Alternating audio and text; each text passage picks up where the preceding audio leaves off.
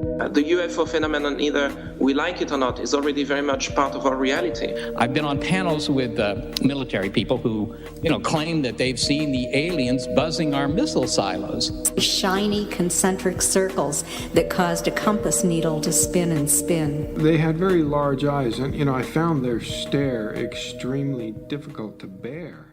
Hello, everyone. Welcome to the show. I'm Martin Willis, your host.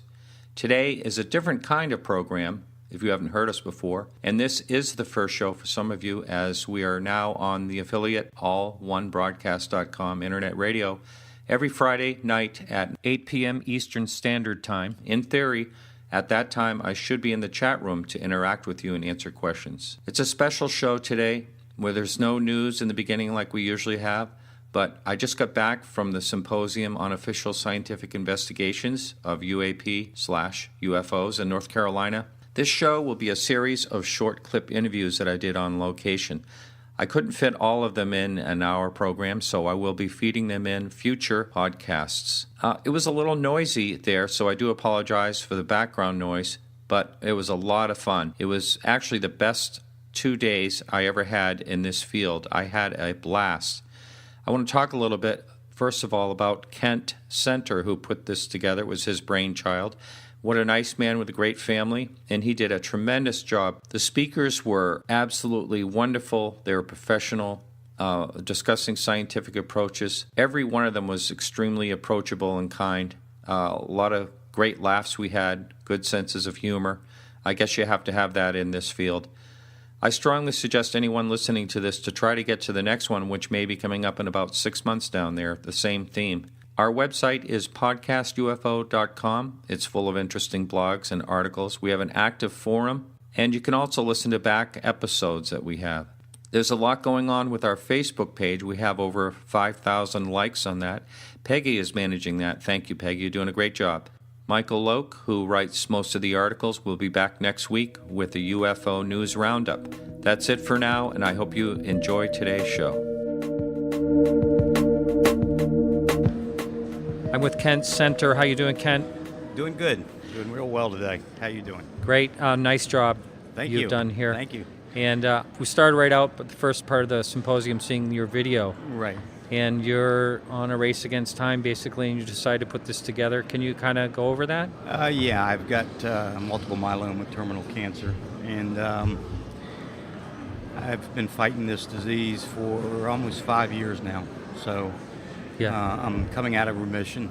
I've got to go do another battle with chemo, or whether we choose that or stem cell. The survival rates aren't too good on this disease I've got. As a matter of fact, 6 others that were diagnosed and treated when I got treated, all of them have passed away. The last one about 2 years ago. So wow, I've outraced everybody there. So, we're sitting there, and I'm getting ready to, as soon as this conference is over, want to get this done, and then I'll go to get the treatments. So you decided this was, and first of all, I want to say that I'm really sorry you have to go through this. That's thank you. It's a tough one. It's one of those journeys in life that's just the road I have to go on. You never know what God chooses for you. So. Yeah. Well, I want to talk a little bit about your sightings. Well, your sighting, the one major one you had, that in particular. But why don't you say how this idea was born to put together this conference? Well, it's after the sighting I had when I was a young kid. That made an impact on me, growing up right outside of D.C. and with the government, military people, officials that were around in the neighborhood. My best friend's father worked as deputy director of FAA, flew under Curtis LeMay. And I was scared by his statement and what he told me about what he knew, and the gentleman that was locked up because he saw a crashed disc, and they locked him up so if he ever got out he could talk about it, and he would believe him. So it really made an impact on me. It really terrified me, and I shut up about it, but it got my curiosity up. And in the mid-'80s, the video that you saw where I had this sighting, from that moment on I decided to get involved, start researching, and try to find an answer. Been to a lot of conferences, and I didn't like the way the conferences come out with the extraterrestrials, and I don't. I'm not saying they don't exist. I'm not saying any of that, but we can't even get past the first step of saying, hey, there's unidentified craft in our airspace. Other countries have, but not us. So my mission was to get all these scientists and the most credible people I could involved in this topic to show the government what other countries do and how they recognize it. And it doesn't hurt anybody. Yeah. But they work to get those answers, and they have a better cooperation and better research than us. And we're supposed to be the big superpower, and they're far more advanced in thinking and in research. And it just is a shame we can't do that. Our pilots can't even talk. And so this is what I'm trying to do, is put an end to this, and where we get some backing by the government, some recognition. There's validity. For instance, the Chicago O'Hare sighting that occurred. Yeah. Stevensville. It's on radar documentation. People ask, "Where's the proof?" There's your proof. It's in black and white on the radar sightings, and then you have the visual to back it up by highly credible people, police, pilots. It's I don't know. I think the media plays a big part in that, and so this way I've kind of eliminated all their ability to ridicule when they look at the quality of these speakers and hear what they've got to say. Do the research. Do you think this event will go on next year? I want to do another one in 6 months. Really? Wow. Yeah. I can tell by things I've gone to and been involved in, you put a heck of a lot of work into this. A ton. And I also knew that I was coming out of remission, so I was kind of the race against time. I was in a rush. Yeah. But now that I've done this, emotionally and I feel happy. I feel, I'm able to accomplish that now. Yeah. Now, I'll go do my chemo battle and do whatever, but while I'm doing it, I'm planning for the next event. Yeah. I'm sorry, I got a plan now. And next one's going to be even a little bit more thought out and planned out and advertised properly. We spent a ton of money in advertising. I think the Bassett conference hurt us the way, the quality of the congressman. I just think it was opened up for media to bash, and they just took advantage of it. And the focus was on the congressmen that were there and who they were and what kind of background they had, and not the witnesses and not the validity of what they saw. There was so much unbelievably great testimony, and I'll give Steve Bassett credit on that. He pulled a good group of highly credible witnesses, but it was all destroyed by the media dealing with those congressmen that chose. It's just a bad scene. I wish he would have just did without the mock Congress hearing and just went ahead and tried to do another just disclosure hearing with these witnesses. We got to pound out the truth, and that's the only way you're going to do it. You can't attack the government. Yeah. Like Leslie just said in her talk right there. That's the last place you want to go. You're not going to get their help or get them to even think about it when you're sitting there bashing. Because most of them don't know. No, they don't. If any of them They're do at all. Totally unaware. Yeah. Everything in the government is compartmentalized, just like the military. That's right. Compartmentalized. Yeah. There's so much that people think the government knows. There's so much they don't know. Yeah. If they knew, why would they have their jets chasing the craft down in Stevensville? Yeah. Why would they? And if they had this secret project, use that secret project to go chase the secret project or whatever. It just doesn't make sense, Yeah. We go in with helicopters to get bin Laden. If this thing that was over my head in Parkwood in the 80s in North Carolina, if they used this thing, they could have just snuck right in there.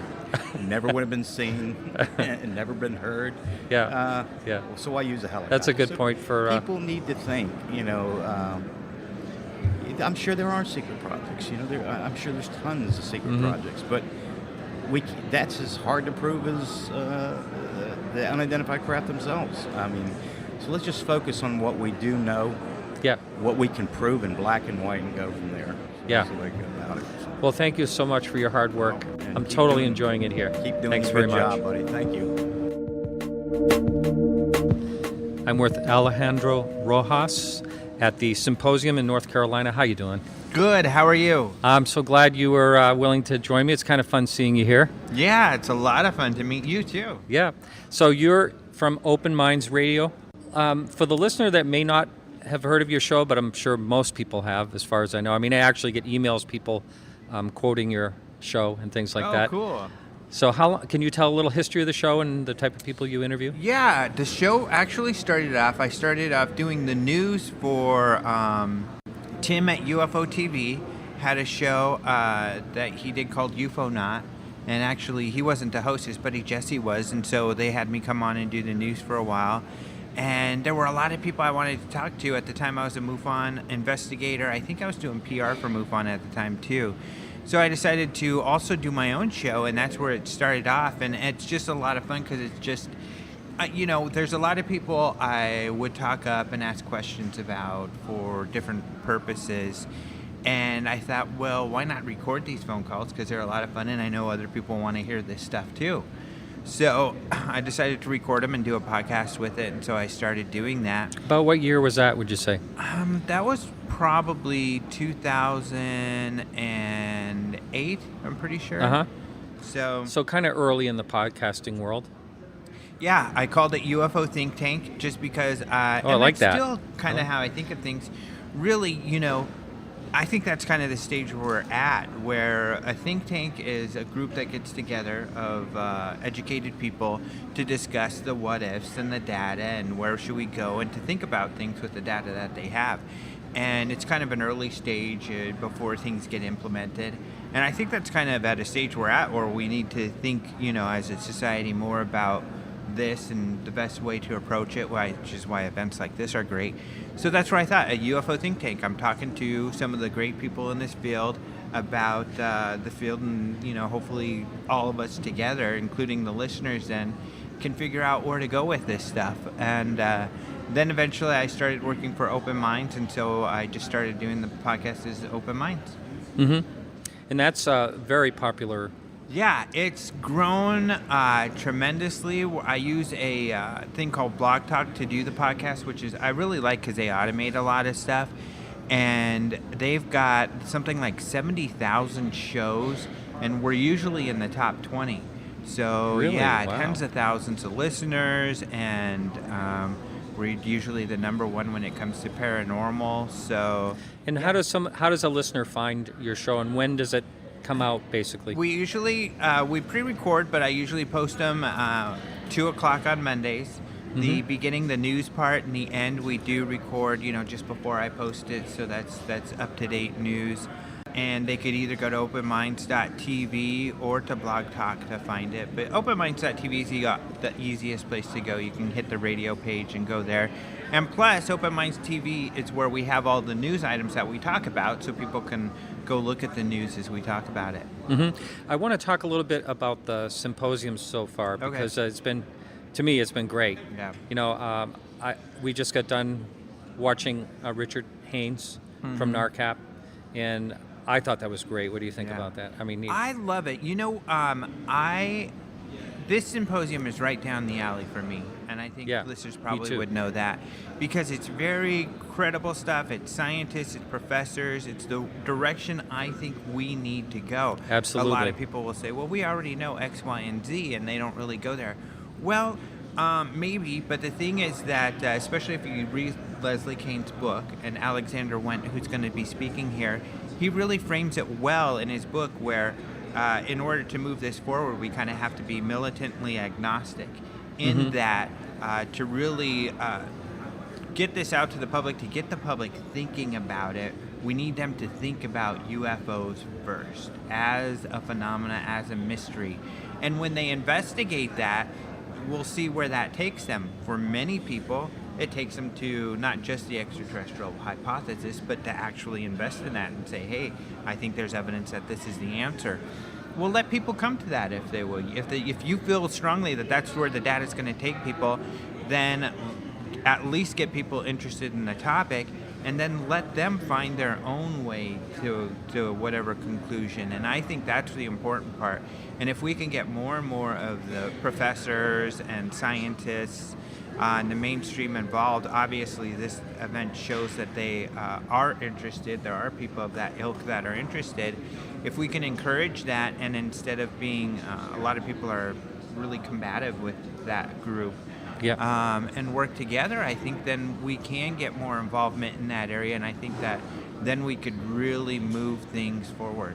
I think that it was pretty interesting listening to Richard a few minutes ago about how he agrees that people should get involved.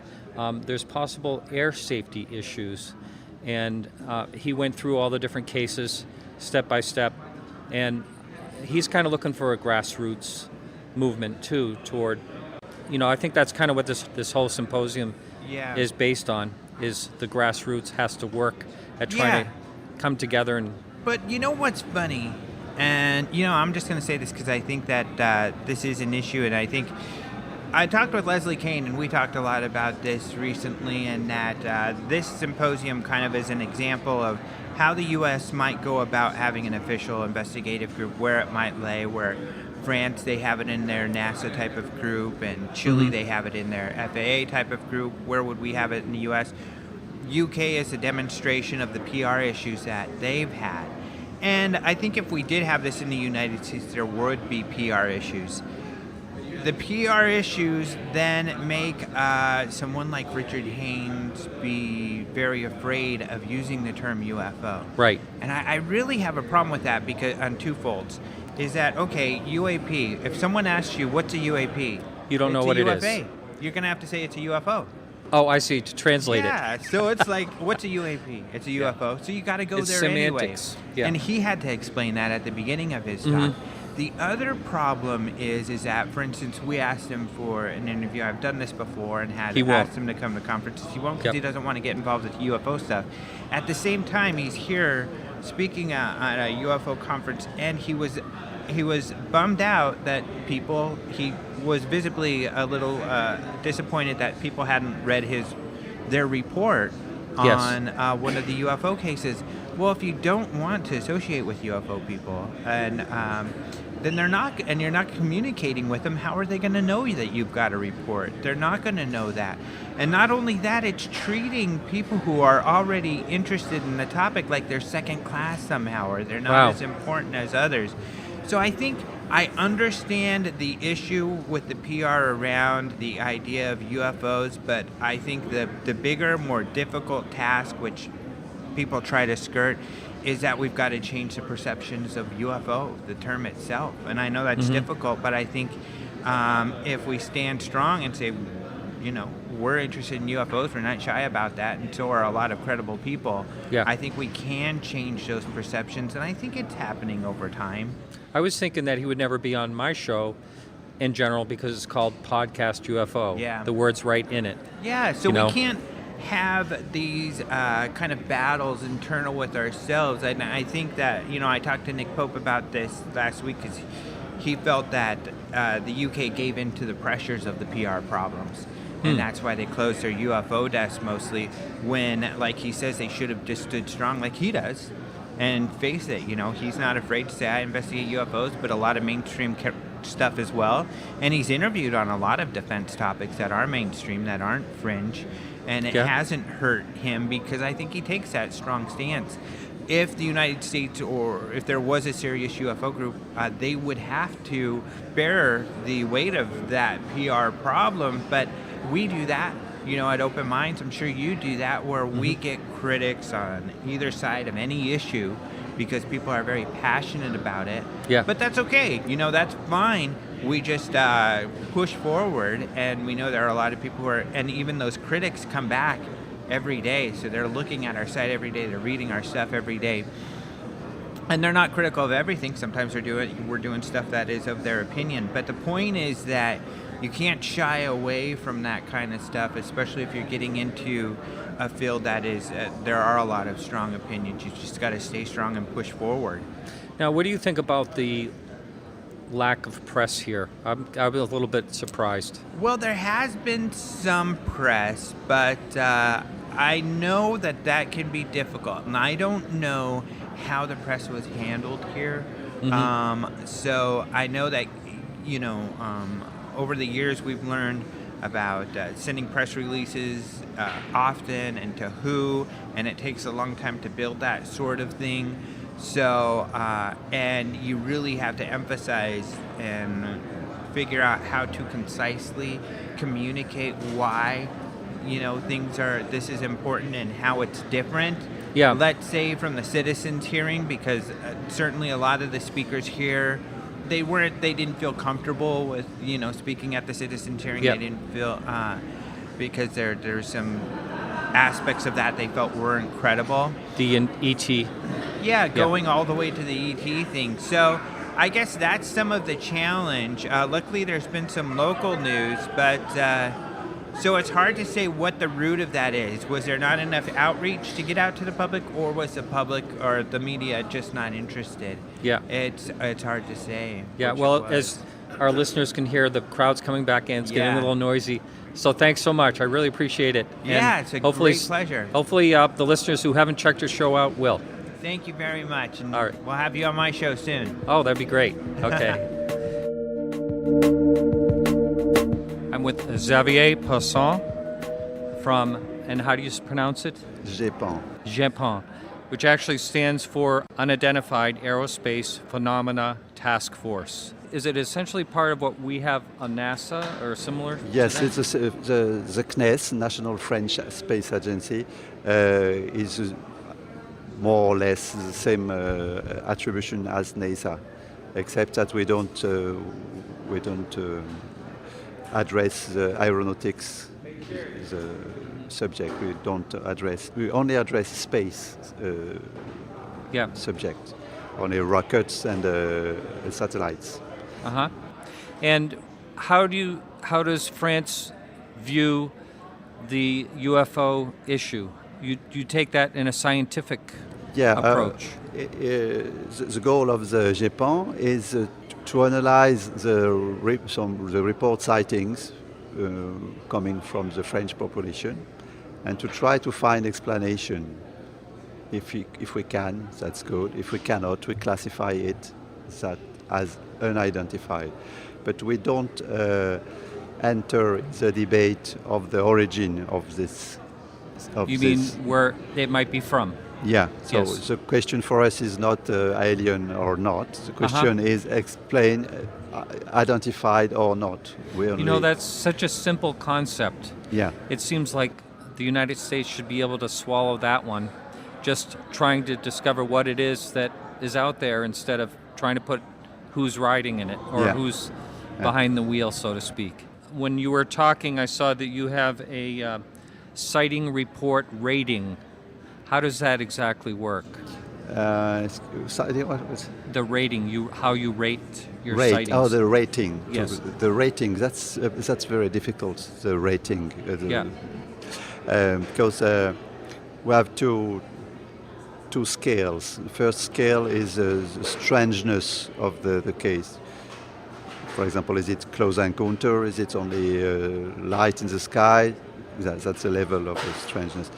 On one way. On the other way is the consistency of the report. Of the witnesses' report? Yes, of the witnesses' report. It's not not only the reliability of the witness. We don't try to rate the witness itself. No, we rate the report and are there one witness or several? Okay, one witness of course, is weaker than several. Have we photographs? Which evidence have we about direction? About are there prints or something like that? That's a consistency, and we request the bigger consistency for stranger events. If somebody says that flying saucer was in this garden, we'll request, if possible, 2 witnesses or photographs or something like that. Mm-hmm. And you have basically transparency on your organization. We try to have the maximum transparency. The best example is that we publish the genuine report of the witness, except the fact that we withdraw the name. Such a way that the witness will not be annoyed by. So we publish it with the same words, with exactly the genuine, and with our conclusion. So if the public wants to check our every job, the job we have done. He has everything. He has a genuine report. He has for example, the weather report. He has a satellite forecast report. We put everything. So we have a really want to show everything. We publish our methods, and so if anybody want to check our job, it's possible. He has everything to do that. That's right. It all makes perfect sense to me. When you were showing a couple of the case situations, you showed the Chinese lanterns, and I'm telling you, they're a pain in the butt, aren't they? That's awful for us. Like, I'm sure you get a lot of calls about them. Sure. Yeah. Every Monday morning, we have several. Worldwide. Yeah. Can't do much except about that. when it's rainy all over France. That's yeah. But Chinese lantern has some advantages because it shows how people behave in front of a strange phenomenon. Yeah. So it's very interesting for psychosociologists. Yes. Because they have a very good example of a reaction of of people in front of something which was not known. Can you just briefly touch on a couple of the sightings that were really unexplained and really? I'm trying to remember which ones you showed. I'm sorry. I showed. I've shown 10 lights above a church. Yes. That's quite strange. But for example, on this case, on the first time the witness reported, she described a kind of vessel with 10 lights on the edge. Then after that, we asked her, "Have you really seen the vessel or only the lights?" Okay, she told, "I've seen the light." Yeah. Okay, so but it's very important because the level of strangeness is not the same between lights and a solid But object. there were some reports with crafts and... It's very difficult for us to... Or objects, I should say, not crafts. Yes. But we have Chinese lanterns, we have many reports of Chinese lanterns where witnesses describe spacecraft. They actually they think they see something. Yeah, but it's a thing which is well known in psychology, in a cognitive psychology, I don't know if it's a word correct. Yeah. It's well known that when you see a set of lights on a dark background, your brain creates a shape. Well, it's like I've heard your brain wants to create faces out of things when you're looking around. I mean, so it'll do it's that. very well known by psychologists. Yes. So it's a part of the process of the analysis of the report case. When a witness describe, for example, a triangular vehicle with one lights at each edge, we translate it as 3 lights. Now, how about daylight sightings during the day? Daylight, we have plenty. We have plenty. Very often there are balloons. Balloons. Yeah. Because you know that there are many shapes. Yes. There are many shapes of balloon. Yes, we were talking about a helium shark that someone... Yeah, there are sharks. Yeah. There are Mickey. There are... Okay. Yeah. And sometimes there's a bunch of balloons. Yeah. Very bizarre shape. Especially if it's like a little bit dark, you just see it like yes, and there are several silhouette. colors, and it's more or less shining, and it moves with the sun, and so it makes very strong, very strange Plus aspect. the solar balloon, I'd never seen that before. It's like a tube.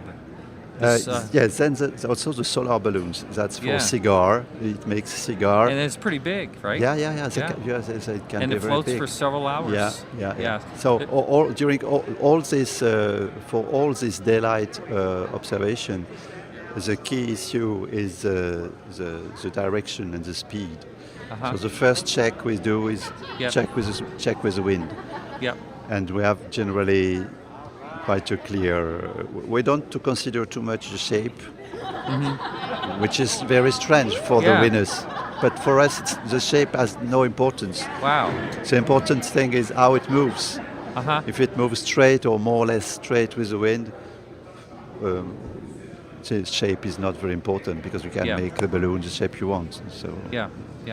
Well, thank you so much. It's been a real pleasure. Yeah. And I hope you have a nice, safe trip back home to France. Thank you very much. Thank you.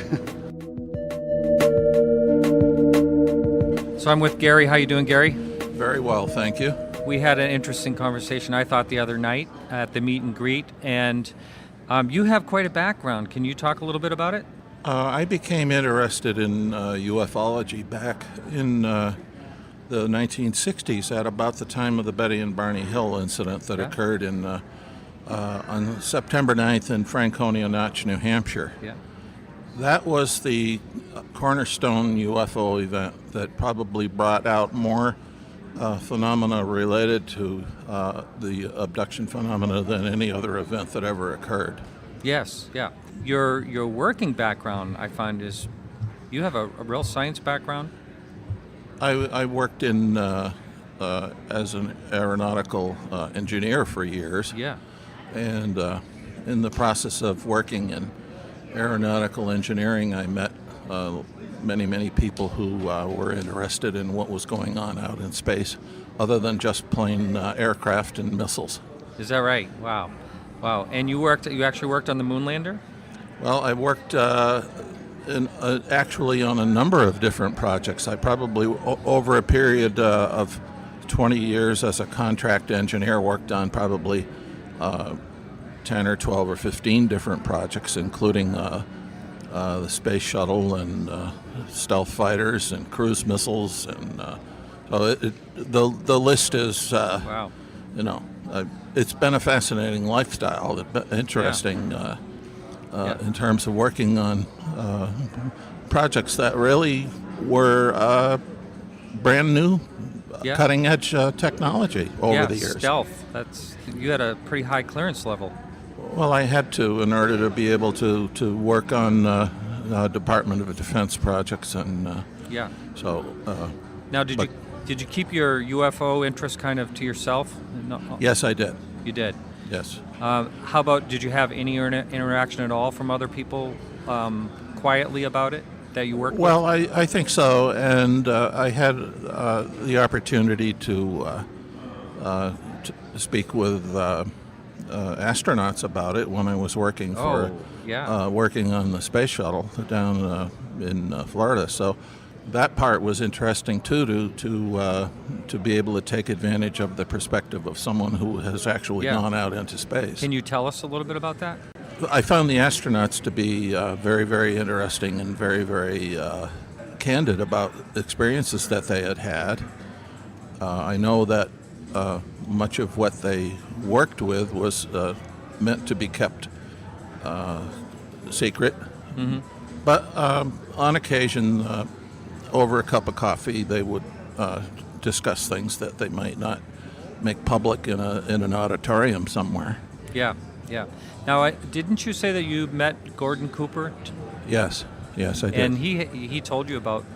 Can you talk about that? Well, Gordon had UFO experiences going all the way back into Germany, in the 1960s when he was flying an F-86 fighter out of a base in Germany. He had gone up on several occasions with other members of his F-86 squadron to intercept unknowns that were flying into Germany from the north and the east. Being the gutsy guy that he was, had taken his F-86 to well up over 45,000 feet to try to intercept UFOs that they felt were encroaching on the military base there in Germany, and they didn't know that it wasn't an antagonistic government making an aerial flight over Germany, but I think they concluded that it was UFOs. Yeah. He set a record actually in terms of taking his F-86 up. I don't think anyone had ever taken an F-86 up to the. Yeah, that's really pushing it, isn't it? Up to the the altitudes that he was flying at. That's almost into space. Well, actually, I'm not sure that at the altitudes he was flying at that the F-86 was equipped to support a pilot at those altitudes. He might have been able to get up to 40 or 42,000 feet.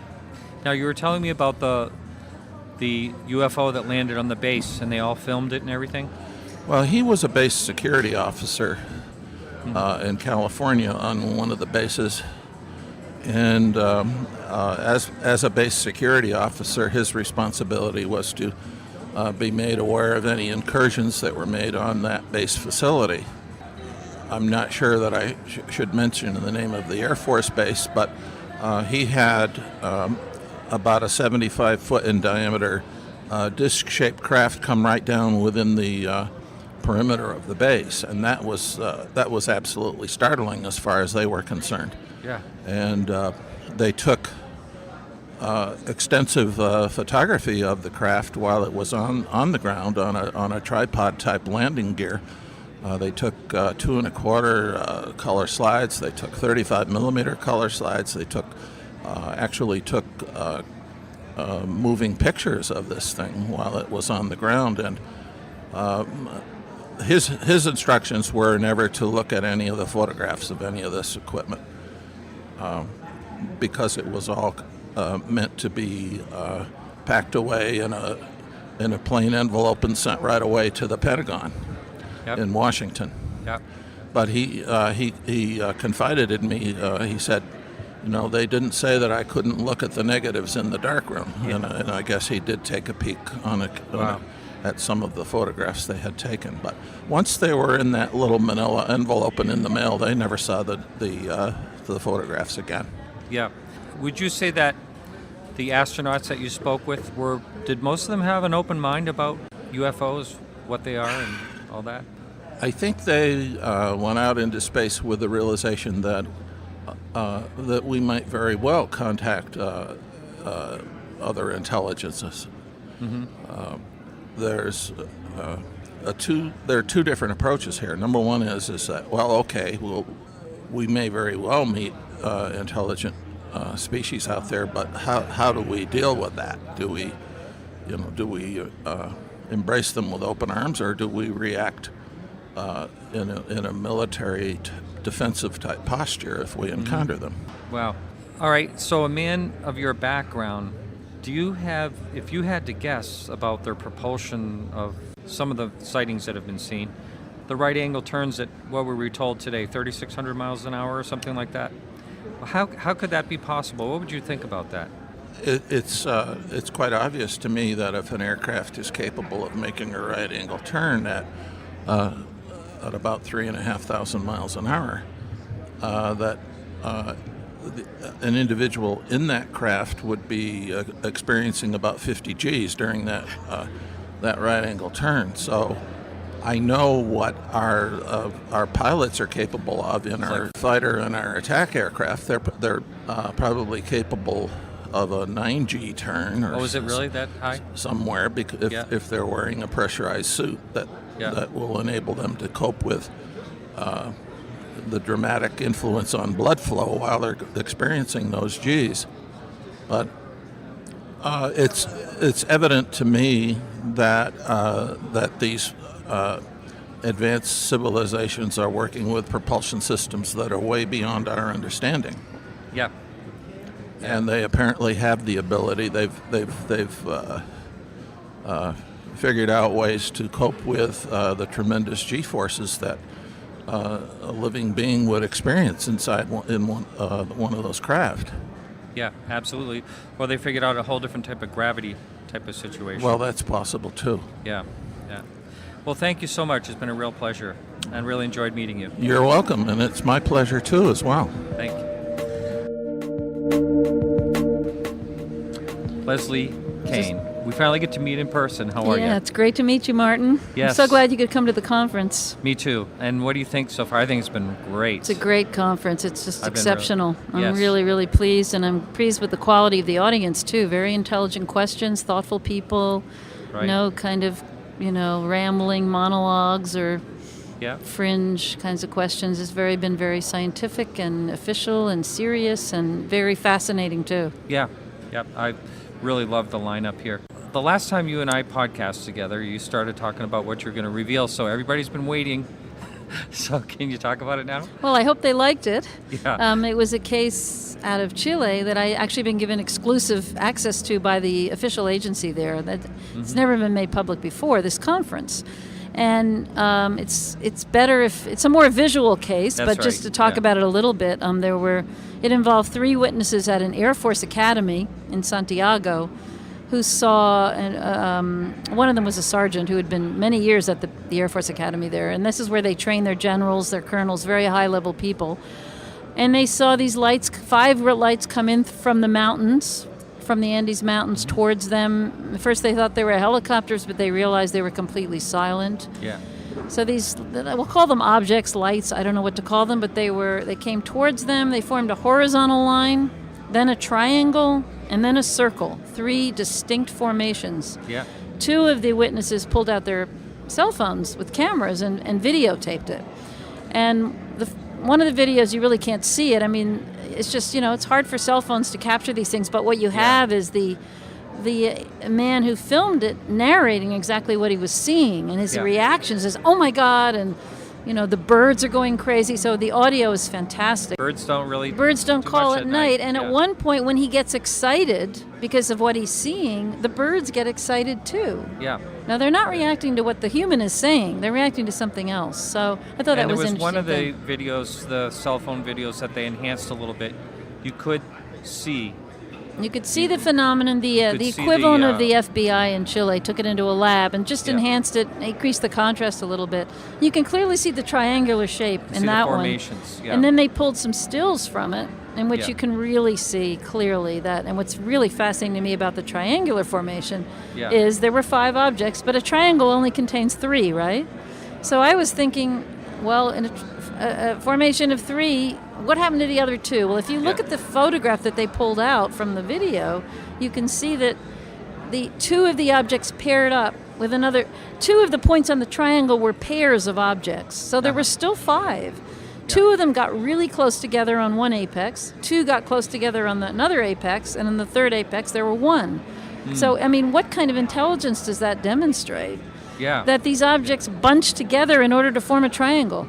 There, of course, there's no answers here, but there's still some really good points made. And I think one of the more enjoyable people, kind of surprised me, was Jeffrey Bennett the other night. What did you think about his presentation? I thought his lecture was fabulous. Yeah, he's amazing. An astronomer, astrophysicist, educator. Yeah. He's a straight scientist, got nothing to do with UFOs, not particularly interested in UFOs, but he came in as our science lecture Saturday night.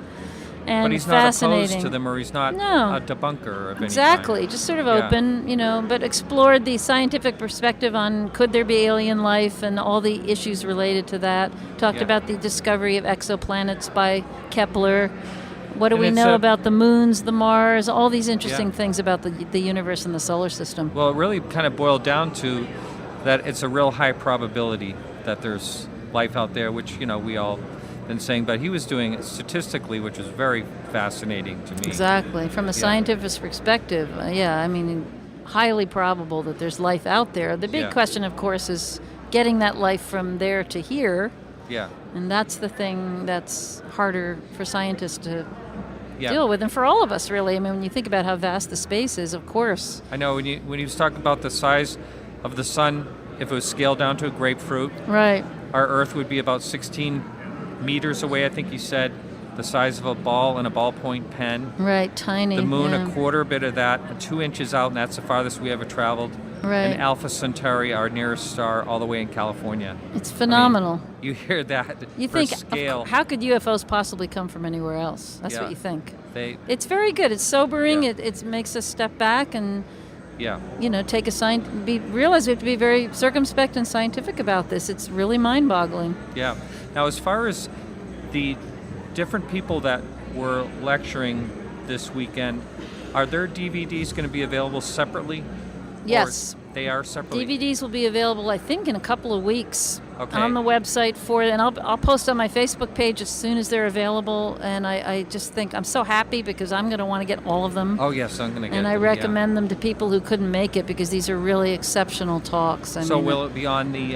It'll be on the website. It'll be on the conference website. I'll definitely make an announcement about it when they're available and give you links and everything. Which is actually for the listener, it's CUFORNC.com. That's CUFORN.com. Right, the Center for UFO Research North Carolina is what it's the acronym for. So what's next for Leslie Kean? I'm not sure. Really, I've got a bunch of possible writing projects. I want to write up something on this AGA case, the new Chilean case, for the Huffington Post.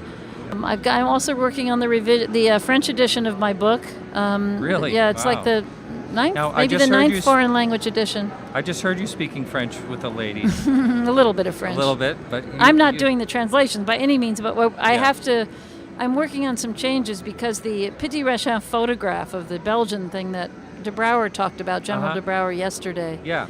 It's questionable now. It is. We have to basically assume it was a hoax. You can, but I still keep it. Even yesterday, I heard controversy about that, saying that the guy felt as though that he did not get enough money for it when he sold it, and then so he's claiming it's a hoax just to spoil that, so he can resell it or something. I don't think the Belgian investigators who have actually spoke to him would agree with that. I mean, I think they're pretty convinced, and these are people who really care, so they're not out to debunk anything.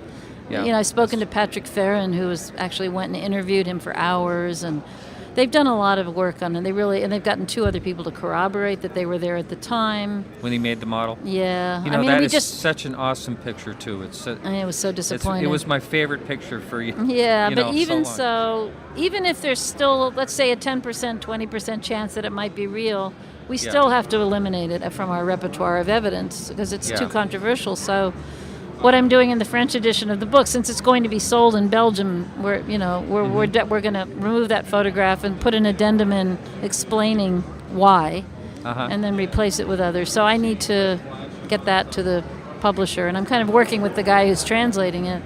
Yeah. He has various questions and issues, so we go back and forth a lot. So that takes a lot of time. Yeah. Your book seemed to come up a lot this weekend. That must have made you feel good. It a lot did. Of people referencing your book. What really makes me feel good is when a human being, a person, comes up to me, which many did here, and just tell me what the book meant to them personally. And it's just so gratifying for me to hear. One woman said it circulated all over around her family. Her father's a professor at a university. It's the only UFO book he'd ever read. It really affected him. See, you actually changed someone's life. Oh, definitely. That's a great feeling. One guy said, I've been reading UFO books for 25 years, and this is by far the best. I mean, it's just so satisfying to me because, number one, it took so much work for me to do it. And number two, because of the other contributors to the book. There's over a dozen other people who wrote chapters, and to me, it's a collective effort, and it includes some of the people who are at this conference. And plus, it means they're being recognized. Right. And I can tell you are someone that is very careful about what you do, and I think I can speak for a lot of people. We all appreciate the wonderful work you do, but I can't imagine how careful you would be writing that book. I mean, how much time you took. I was very careful. Did it take a long time to put together? Yeah, it was based on many, 11 years of work that sort of all distilled into that, but the actual book itself took a lot of time. Yeah. And I was on deadlines. I had Random House is a very good publisher, and you have a whole schedule you have to follow because they want to get it out at a certain time based on the marketing potential of that time. We picked the summer because they figured not a lot of other books come out in the summer, so there's not much competition. And number two, people are out on the beach and they want to read about UFOs in the summer. It's sort of vacation time. So they figured for that reason we needed to get it out in the summer. And so, from the very beginning, everything is mapped out over a period of over a year. Wow. So when certain deadlines have to be met, when the first draft, second draft, the photographs, this or that. So you have to follow this strict, and that makes it high pressure, and I just had to do nothing else. It's hard work, and then I was working with all these other contributors, and some of them didn't even speak English. So I had to hire translators to do both communications for me and to translate their work, and you have to go back to them because even though they may be expert witnesses or expert investigators, they may not think of everything that needs to be said. So my job was to come back and say, well, here you've got this great case, but could you describe what the object looked like, or could you say certain things that they just don't think to include that as a journalist I know how to tell a story, you see. So part of my job was to work with each of the contributors that way, and that took a lot of time and effort as well. Now, did your book go into any other languages, or is it the first one? It did? Oh, it's probably been in 8 or 9 countries now, including China, Brazil. Wow, that's so great. Oh, I'm thrilled with that. Croatia, Taiwan, Germany. Gee, that's amazing. More than that. I don't remember all of them, but... Well, I posted your picture on Facebook, and I had some requests. They said they can't wait to listen to the podcast, so great. I'm really glad. You know, it was really tough to meet up with you. You're so busy here, everybody wanting to talk to you. Well, what can I say? Yeah. So anyway, it's been great. So great to meet you, Martin, and thanks for doing the great podcast that you do. I really appreciate the work you do. I'm so glad you came here to interview people here. Yeah, it's been a real pleasure. Keep on doing it. Yeah, a lot of fun. Thanks a lot. Okay. Jose, live from Chile. How are you? I'm fine, man. Well, it's so great to meet in person, and we've had a lot of great talks since we've been here. Oh well, it is my pleasure in the first place to meet you again. You know. Yeah. Oh, come on, shake hands. We're shaking hands. A little behind the scenes here. So, how did you enjoy doing your talk here? You seem to have a really good response. Yes, very much. Yeah. I've never been congratulated so many times in my life. That's wonderful. There's no better example, in my opinion, of any country doing what you're doing. Well, I think this conference gave me the chance to reassure me, and I'm going to bring the message back home, that we are doing the right job in the right way. Well, you'll be able to show them the DVD in a couple of weeks. Oh, yes, I hope so. That'll be proof, but they'll have to learn how to speak English, right? No, everyone in my office speaks English. Is that right? Yes, that's right. Now, I never realized this until you showed up on the screen there that Chile is such a long, skinny country. Oh, yes. And how many miles is the length of Chile? Oh, my God. It's all coastline. Yes, you can imagine. We begin with a desert, the driest desert in the world, and we end up down in the Antarctic, which is eternal ice. I just, I thought I knew most of South America, what it looked like, but I just forgot all about Chile being the way it is. Now, where is the telescopes? Is that the northern part by the desert? In the northern part of the country, yes. The picture that you showed with, you could see the Milky Way above the cactus. Yes. Was that a real picture? Yes, of course. I can't believe the sky's there. Well, you can go in Google or whatever and take images from the north of Chile, and you are going to see very similar sky like the one I showed. That was just beautiful. It's beautiful, yes. Now, geographically, where is your main office in that big long strip of country? It is just about in the middle. That's convenient. Yes, that's right. Very convenient. Yeah. I thought it was pretty funny. You were talking about you had your alien and you had your... Oh, yes. Yeah. We keep that. They have a jarred alien in their office, a little green thing. It is really... You have a good sense of humor. Oh, we all have a good sense of humor in our office. We laugh every day. Our last speaker. I guess this is going to be it for us. All right. Well, thanks so much. Okay. It's been a real pleasure meeting you. You're a lot of fun. I'd like to hang out with you more. I hope we can repeat this and we do it again. Okay, me too. Okay, we do it again. So I want to see what's going on in the future. We do it properly. Yes, okay? You bet. All right, take care. It will be my pleasure, Martin. Yes, thank you. My pleasure. That's it for today. Thanks for listening. Remember, I'll be feeding in those short clips of other interviewees in future podcasts. Don't forget to check out our website, podcastufo.com. You can get to our Facebook page and forum from there. Check out the articles and past episodes. Thanks again for listening, and we'll be back next week. Keep your eyes to the sky and your curiosity high. Wow, I just made that up.